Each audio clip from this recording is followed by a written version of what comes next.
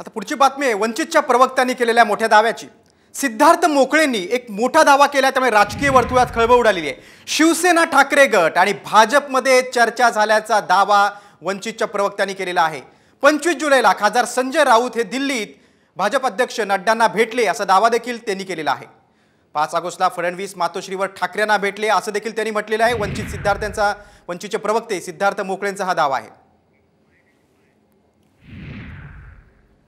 वंचित बहुजन आघाडीला मिळालेल्या माहितीनुसार शिवसेनेचे खासदार संजय राऊत हे 25 जुलै रोजी रात्री 2 वाजता 7D मोतीलाल मार्ग या ठिकाणी भाजपचे राष्ट्रीय अध्यक्ष JP नड्डा यांना भेटले। त्यानंतर 5 ऑगस्ट रोजी रात्री 12 वाजता महाराष्ट्राचे उपमुख्यमंत्री देवेंद्र फडणवीस हे मातोश्री बंगला येथे गेले, स्वतः गाडी चालवत गेले, एकटे गेले। 2 तास त्यांची त्या ठिकाणी बैठक झाली। त्यानंतर 6 तारखेला 6 ऑगस्टला उद्धव ठाकरे हे दिल्लीला गेले।